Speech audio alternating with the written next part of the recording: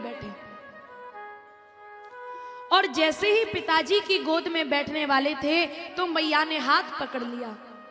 अरे मूर्ख, कहां बैठने की चेष्टा कर रहा है? तू यहां बैठने के काबिल नहीं है। अगर तुझे इस गोद में बैठना है तो पहले तू भगवान का भजन कर, और भगवान का भजन करने के बाद उनसे मांगना कि तुझे मेरी कोख से उत्पन्न करे, और उसके बाद तू इस गद्दी पर बैठ सकता है। छोटा सा बालक जब अपनी मासी के मुख से ऐसे वचन सुनता है तो ध्रुव जी के नेत्रों में आंसू आ जाते हैं। रोते रोते अपनी मैया के पास आए और मैया को कह रहे हैं कि मैया, क्या वो हमारे पिताजी नहीं है? मैया कहने लगी, बेटा क्या बात हो गई? बोले, आज खेलते खेलते हम भी हमारे पिताजी की गोद में बैठने वाले थे, लेकिन मैया ने हाथ पकड़ लिया कि तुम यहां बैठने के योग्य नहीं हो।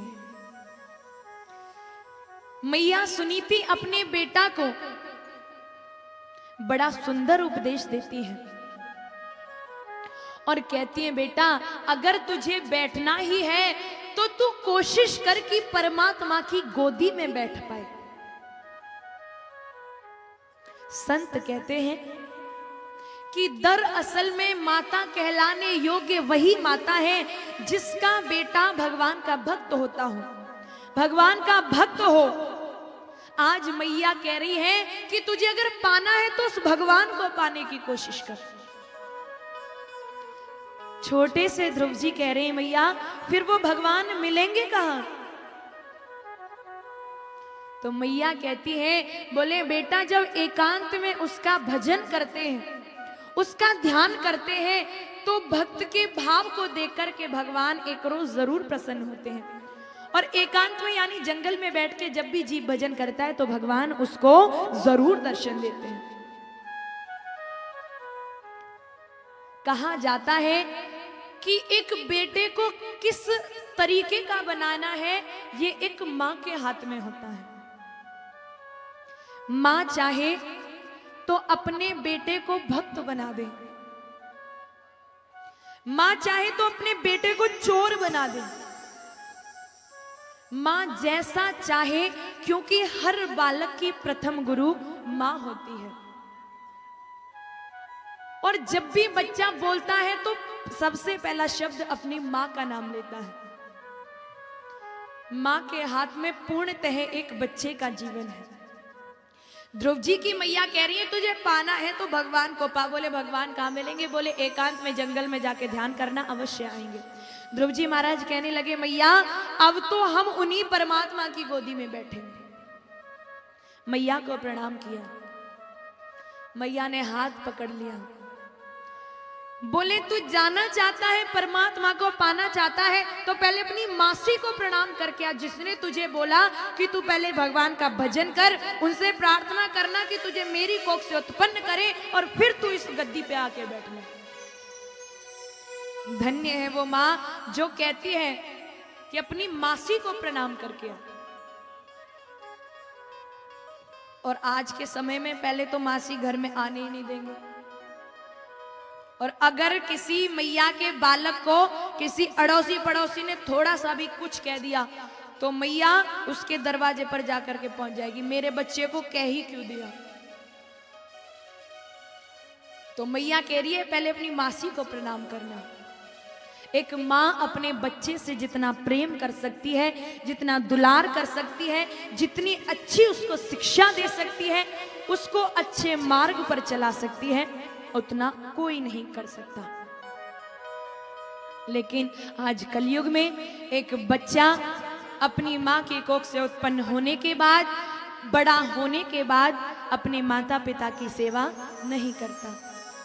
और आजकल तो जगह जगह हमारे भारत देश में देखने को मिलता है कि जब मैया को बुढ़ापा आ जाता है, बच्चे बड़े हो जाते हैं, तो मैया और बाबूजी का हाथ पकड़ के वृद्धाश्रम में छोड़ देते हैं। ये मेरा अपना ओपिनियन है, ऐसा मैं मानती हूँ कि आप मंदिर जाइए, गुरुद्वारा जाइए, आप घर बनाइए, गौशालाओं का निर्माण कीजिए, लेकिन वृद्धाश्रम मत बनाइए। इस भारत देश के कितने ऐसे व्यक्ति हैं जो वृद्धाश्रम को देख करके अपने बूढ़े माँ बाप को वृद्धाश्रम में छोड़ देते हैं। कहते हैं कि एक माँ अपने बच्चे को जन्म देकर के पढ़ा लिखा करके बड़ा करती है। ध्यान से सुनना, जैसे आप माताएं अपने बच्चों का लालन पालन पोषण करती हैं। एक माँ अकेली थी, बेटे को पढ़ा लिखा करके बड़ा बना दिया। जब बेटा बड़ा हो गया तो उसकी नौकरी लग गई। नौकरी करते करते वो अपने जीवन में इतना व्यस्त हो गया कि अपनी बूढ़ी माता को भूल गया और अपनी मां को इस कदर भूला कि नौकरी लगने के बाद अपनी मां से कभी मिलने के लिए नहीं गया। जब शहर में ऑफिसर बन गया तो मैया एक टूटी सी झोपड़ी में बैठ करके, झोपड़ी के दरवाजे पर बैठ करके उसका इंतजार करती थी कि आज मेरा बेटा आएगा, मुझसे मिलने जरूर आएगा। गांव के लोगों ने कहा, अरे मैया वो तुझसे मिलने के लिए नहीं आएगा, तू आशा छोड़ दे, क्योंकि वो तो शहर में बहुत बड़ा ऑफिसर बन गया। मैया गांव वालों को कहती, अरे तुम नहीं जानते कि मेरा बेटा मुझसे बहुत प्रेम करता है, एक रोज मुझसे मिलने के लिए जरूर आएगा। जब वो इस देश के अंदर नौकरी करता था तो अपनी मैया से मिलने के लिए नहीं गया, तो उसको विदेश से ऑफर आता है, बाहर से ऑफर आता है और वो बाहर चला जाता है।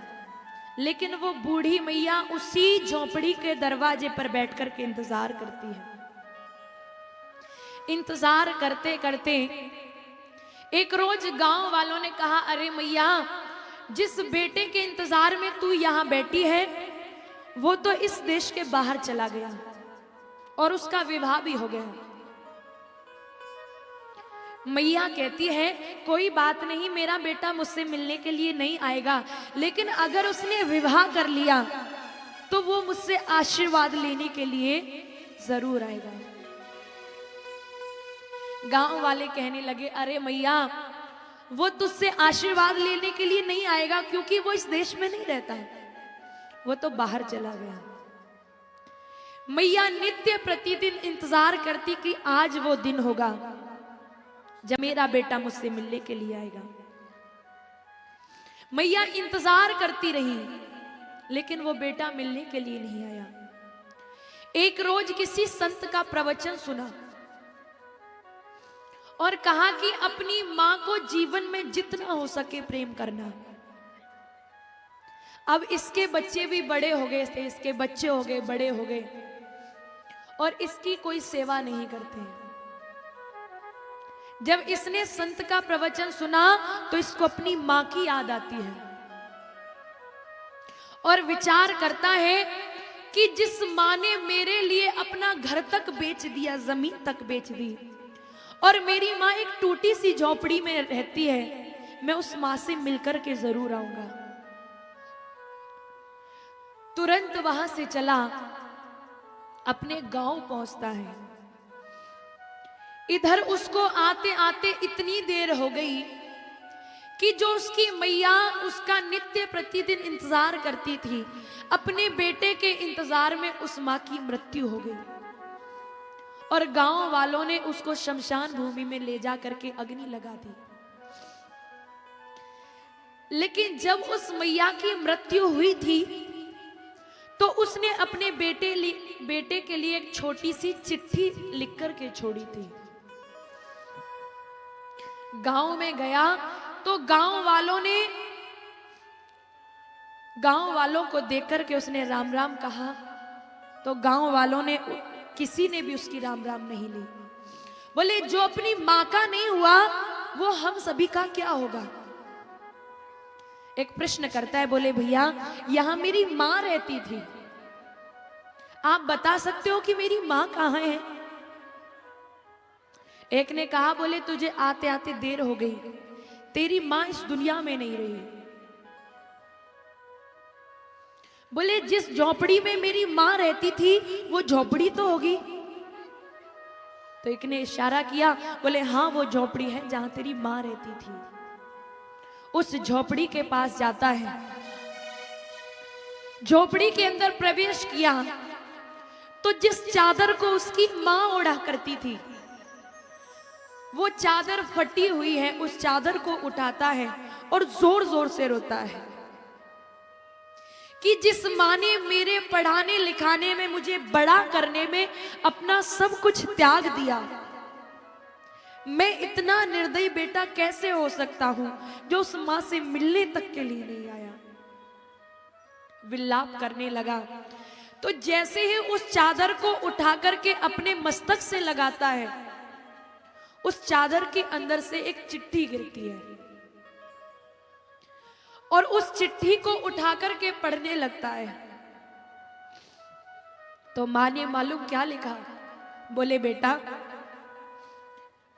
मैं जितना प्रेम तुझे पहले करती थी मैं आज भी तुझे इतना ही प्रेम करती हूं, और तू ये मत सोचना कि मैं तुझसे नाराज हूं, क्योंकि एक मां अपने बच्चे से कभी नाराज नहीं हो सकती।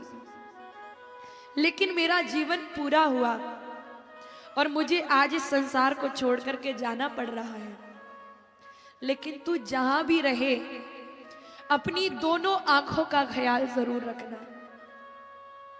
क्यों? क्योंकि जब तू छोटा था तो खेलते खेलते तेरी दाईं आंख में चोट लगी थी। मैंने हर एक डॉक्टर के पास ले जा करके तुझे दिखाया,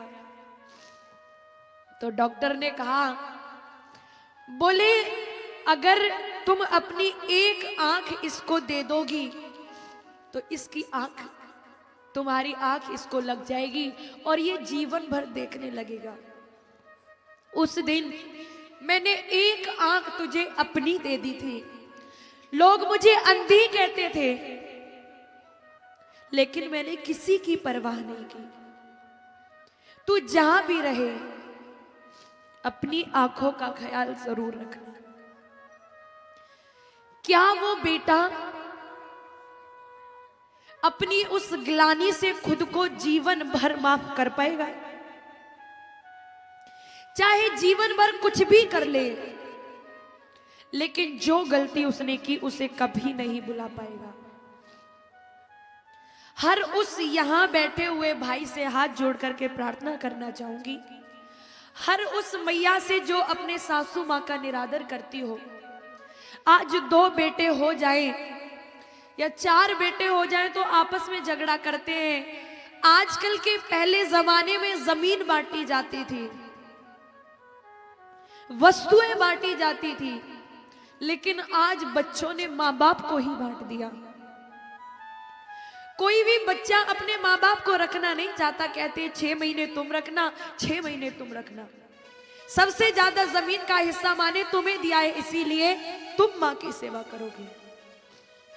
लेकिन संत कहते हैं कि जिनको मां नहीं होती उनको पूछो कि एक मां ना होने का दर्द क्या होता है। कभी ऐसा ना हो कि तुम्हारे हाथों से ये समय निकल जाए और तुम अपनी मां की सेवा ना कर पाओ। आपसे हाथ जोड़ करके निवेदन कि उस मां का हमसे एहतराम क्या होगा, उसकी गोदी से बढ़कर के कयाम क्या होगा। अरे जन्नत होती है जिस मां के चरणों में, जन्नत होती है जिस मां के चरणों में। सोचो उसके सर का मुकाम क्या होगा, उसके सर का मुकाम क्या होगा।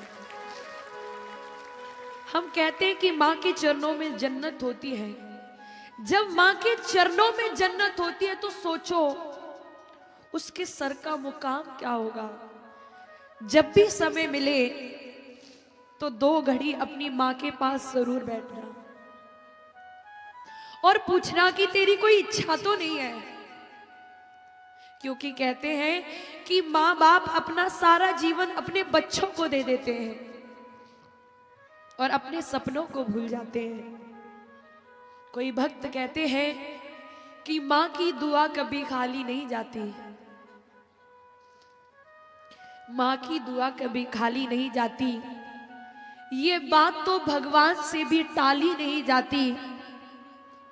4 बेटों को बर्तन मांझ कर पाल देती है एक मां, मगर 4 बेटों से एक मां नहीं पाली जाती, एक मां नहीं पाली जाती। जब भी समय मिले तो अपनी मां की गोद में सर रख के जरूर कहिएगा, मां जो तूने ये जीवन दिया, अगर मैं अपने चमड़े की जूती भी बना करके तुझे पहना दूं तो वो भी कम होगा, क्योंकि तूने 9 महीने तक अपने गर्भ में रखा और सारे सपनों को हमारे ऊपर कुर्बान कर दिया। जन्म देने के बाद अगर बेटा शौच आदि कर देता है तो मां खुद गीले में सोती है, लेकिन बेटे को सूखे में सुलाती है। लेकिन वही बच्चे से बुढ़ापा आने के बाद अगर मां अपने बच्चे को 4 बार पानी लाने के लिए कहती है तो वो बेटा मना कर देता है। अपनी मां को जरूर कहना, मां तूने जो जन्म दिया कभी भुला नहीं पाएंगे, ना तेरा कर्ज उतार पाएंगे, क्योंकि मां तू कितनी अच्छी है,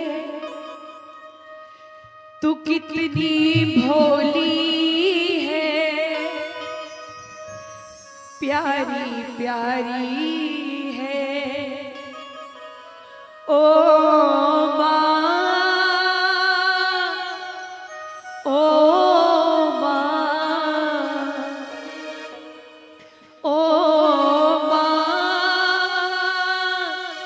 ओ मां।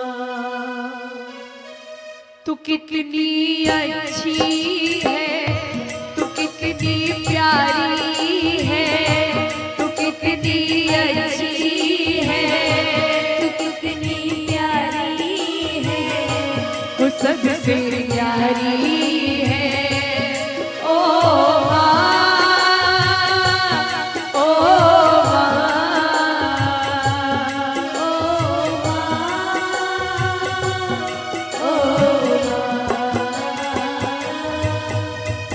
दुनिया में तुम कितने भी बड़े बन जाओ, कितने भी बड़े बन जाना, लेकिन अपनी मां को कभी मत भूलना, क्योंकि ये जो दुनिया है ये वन है कांटों का, ये जो दुनिया है ये वन है कांटों का, तू फुलवारी है ओ मां, ओ मां, ओ मां, ओ मां।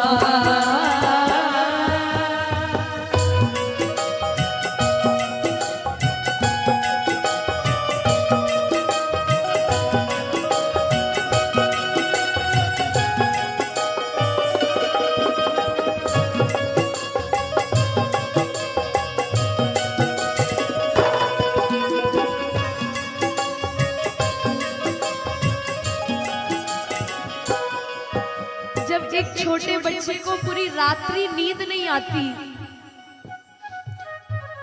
तो मां सारी रात जगती है और अपने एक कंधे से लगा करके अपने बच्चे को सारी रात सुलाने की कोशिश करती है।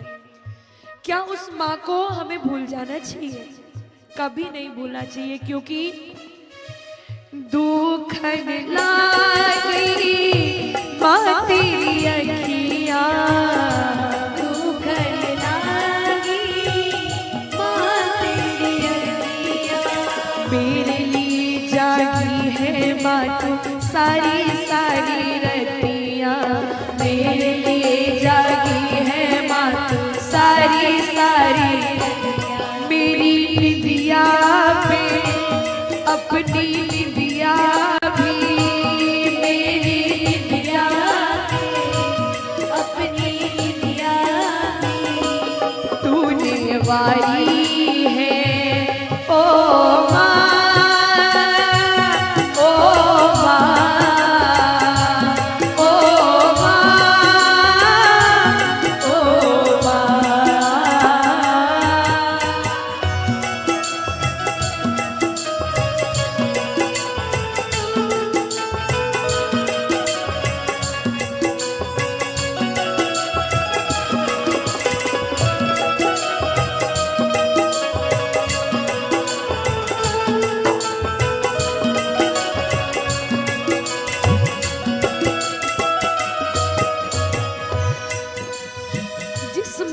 बच्चे वृद्धाश्रम में छोड़ के आते हैं। विचार करो, अगर जन्म होने के बाद तुम्हारी माँ तुम्हें अनाथाश्रम में छोड़ देती, तुम्हारी माँ ये सोच के तुम्हें वहां छोड़ के आ जाती कि मैं इसका पालन पोषण नहीं कर सकती, ये जहां रहे जैसा रहे, तो क्या तुम आज इस लायक बन पाते?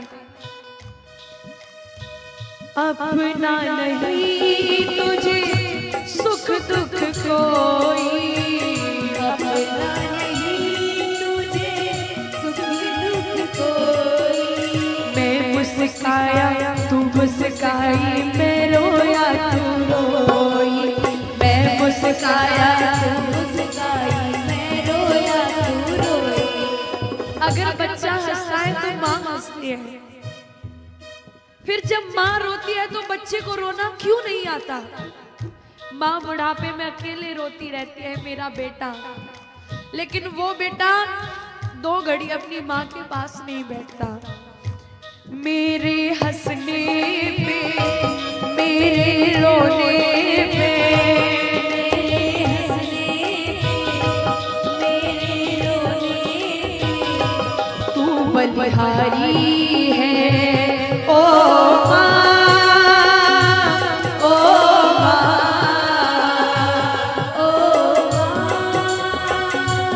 ओ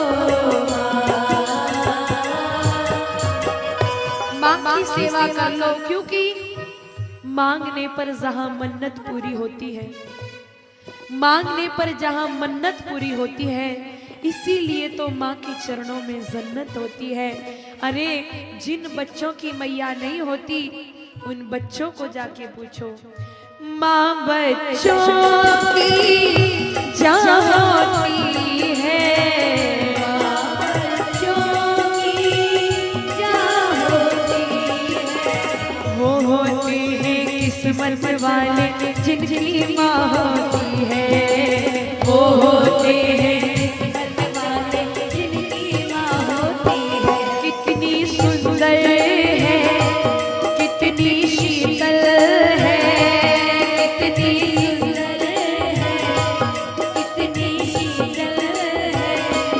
सबसे प्यारी है ओ माँ, ओ माँ, ओ माँ, ओ माँ।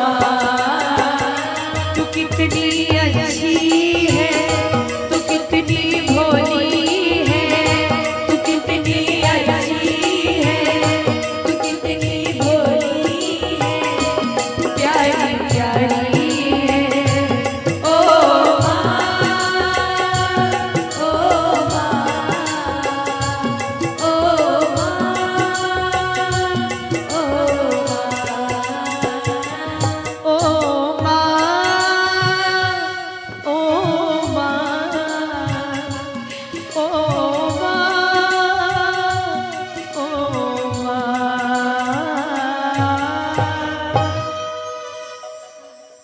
श्री वृंदावन बिहारी लाल की जय, श्री राधा रानी सरकार की जय। जहां भी रहे, जैसे भी रहे, कभी अपनी मैया को ना भूलें। आज एक मैया अपने बेटे को कहती है, बेटा पाना है तो परमात्मा की गोदी को पा। नहीं मालूम परमात्मा कैसे मिलेंगे, लेकिन माँ का आशीर्वाद लेकर के चले हैं, जंगल की तरफ जा रहे हैं। लेकिन क्या देखते हैं, बाबा नारद के मन में आया कि एक छोटा सा बालक मेरे प्रभु को पाने के लिए आया है। तो आज तो श्री नारद जी ध्रुव जी महाराज को मार्ग में मिलते हैं और कहते हैं, बेटा कहाँ जा रहे हो? तो कहते, बाबा आपको मेरा बार बार वंदन, मैं परमात्मा को पाने के लिए जा रहा हूं। बाबा नारद कहने लगे, अरे लाला जंगल में तो बड़े बड़े पशु पक्षी रहते हैं, तुझे बहुत डर लगेगा, तू चला जा। बोले नहीं, हमारी मैया ने कहा है कि पाना है तो परमात्मा की गोदी को पा। इसीलिए यहां से बिना भगवान के दर्शन किए तो जाएंगे ही नहीं। आज नारद जी कहने लगे, बोले तुम्हें मालूम है भगवान कैसे मिलते हैं? बोले अगर हम मैया का आशीर्वाद लेकर के आए हैं तो बाबा आप हमें कोई रास्ता बता दीजिए। आज नारद जी कहने लगे, बोले देखो बिना गुरु के भगवान की प्राप्ति नहीं हो सकती, क्योंकि रामायण जी कहती है कि शंकर जी के समान ऐश्वर्यशाली क्यों ना हो, अगर गुरु नहीं है तो भव से पार जीव नहीं हो सकता। गोस्वामी जी ने लिखा है, गुरु गुरु बिन भव निधि तरई न कोई, जो विरंच शंकर सम होई। इसीलिए जीवन में गुरु होना अति आवश्यक है।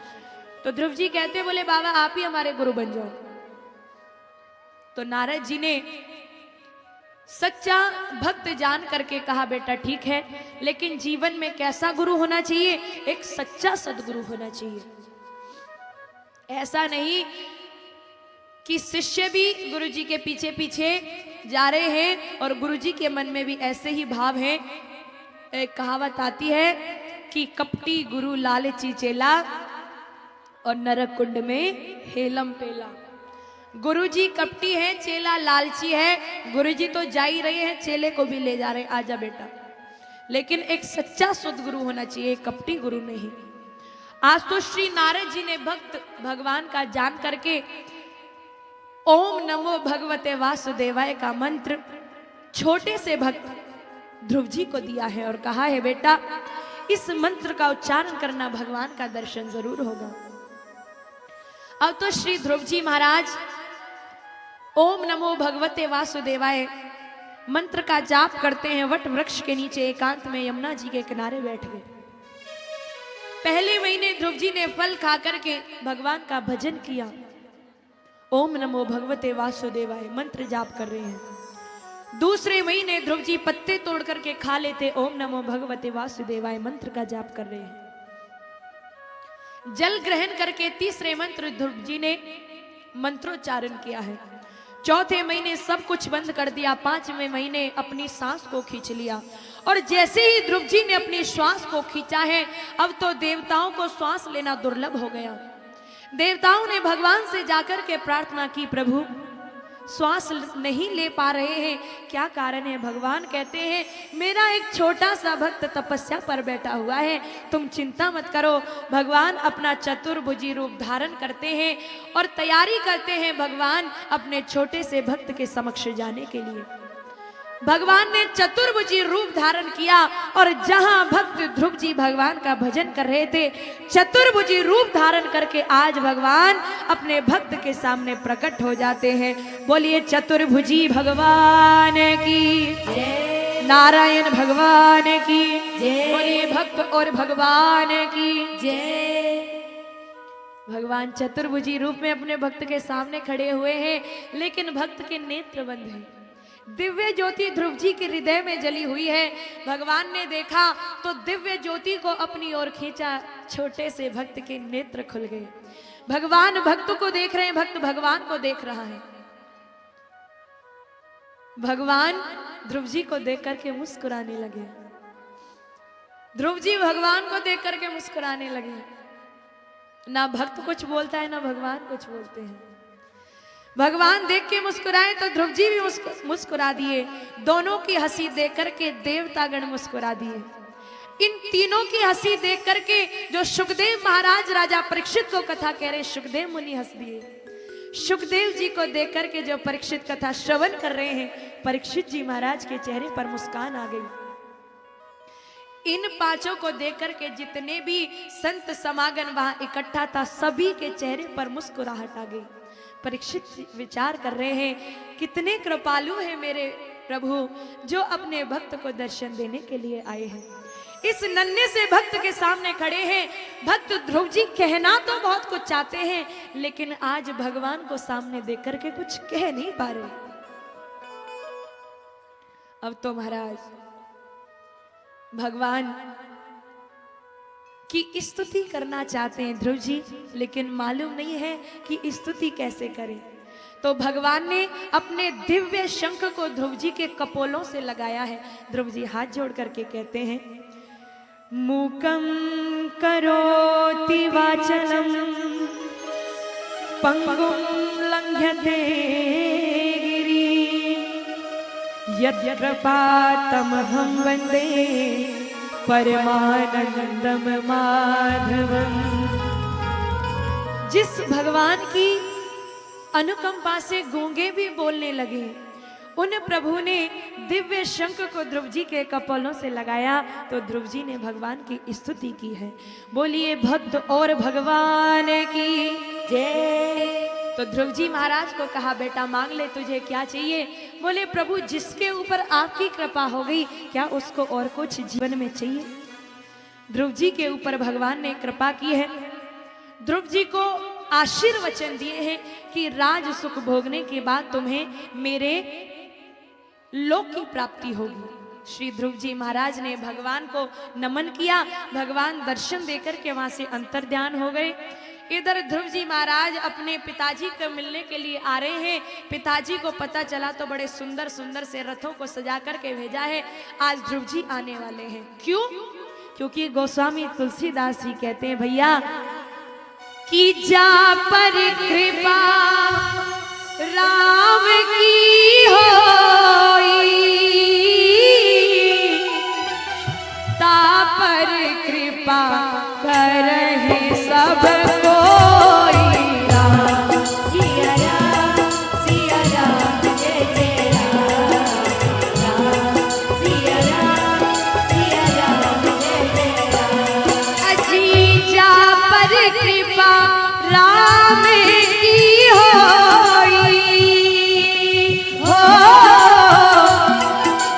होता पर कृपा करने सब कोई।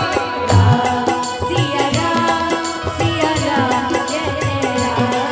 राम सिया राम जय जय राम।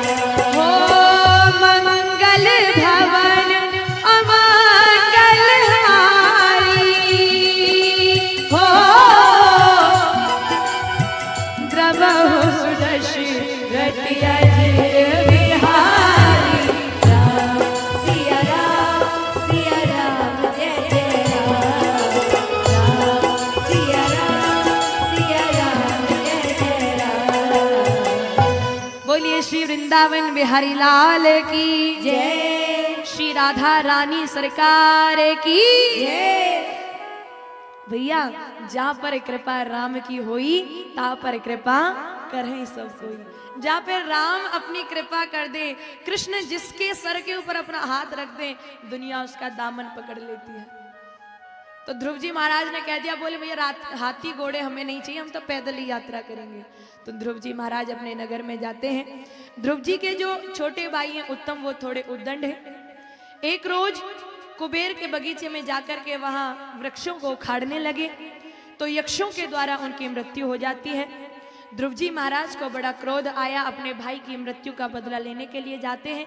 लेकिन उनके बाबा स्वयंभू मनु जब उन्हें समझाते हैं, बोले बेटा तुम तो संत हो और संत को कभी भी क्रोध नहीं आना चाहिए, और तुम पर तो भगवान की कृपा हो चुकी है। तो स्वयंभू मनु जब समझाते हैं तो ऐसा संत समाज कहती है कि राज्य सुख भोगने के बाद श्री ध्रुव जी महाराज कुछ वर्षों तक राज्य भी करते हैं, अपनी प्रजा का पालन पोषण करते हैं, और उसके पश्चात राज्य सुख भोगने के बाद सबसे उत्तम लोक की प्राप्ति श्री ध्रुव जी महाराज को होती है। बोलिए भक्त और भगवान की जय। आचार्य श्री सुखदेव जी कहते हैं, राजन, ध्रुव जी के पुत्र हुए उत्कल, उत्कल के पुत्र हुए हैं अंग, अंग के पुत्र हुए वेन, और वेन के हुए हैं पृथु, और इन्हीं पृथु जी के नाम पर इस भूमि का नाम पृथ्वी पड़ा है। महात्मा जो पृथु जी हैं, इनके पुत्र हुए हैं अंतर्ध्यान, अंतर्ध्यान के पुत्र हुए हैं हविर्धान, और हविर्धान के पुत्र हुए प्राचीन बही। इन्होंने जीवन में बड़े यज्ञ किए, लेकिन इनसे अपने जीवन में एक गलती हो गई कि ये अपने जीवन में यज्ञ पर यज्ञ करते और उन्हीं यज्ञों में जब ये आहुति डालते तो इन्होंने हजारों जीवों की हत्या कर दी। ना जाने कितने घोड़ों की बलि दी, ना जाने कितने बकरों की बलि दी। लेकिन इन्हें कौन समझाए कि यज्ञ पर यज्ञ तो कर रहे हैं लेकिन कितने सारे जीवों की हत्या कर दी। तो एक बार जब इन्होंने यज्ञ किया तो श्री नारद जी पधारे और नारद जी अपनी वीणा लेकर के कौन सा कीर्तन गाते हैं? श्रीमन नारायण। जब भी कीर्तन का शब्द सुनो, जब भी गाना शुरू कर दिया करो श्रीमन नारायण नारायण। अब गा के बताओ श्रीमन नारायण, भाव के साथ। आवाज तो आनी चाहिए।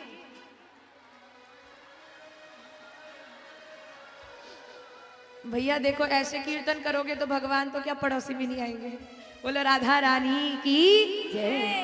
तो नारद जी इनके यहाँ अपना वीणा लेकर के पधारे।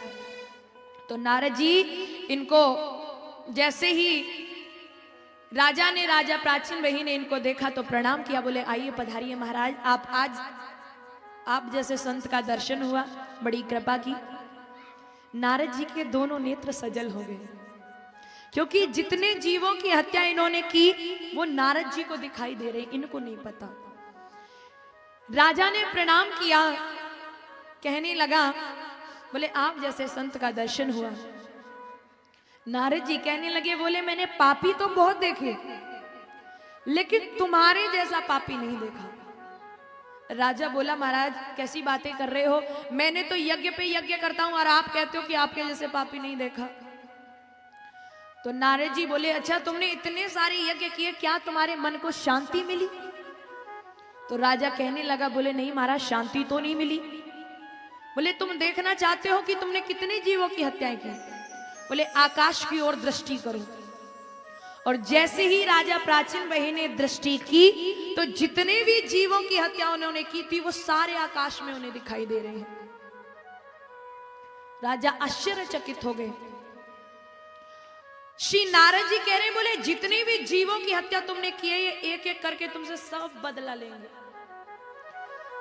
राजा को समझाने के लिए एक बड़ा सुंदर सा प्रसंग सुनाते हैं श्री नारद जी महाराज, और भागवत में जिसका नाम है पुरंजन उपाख्यान।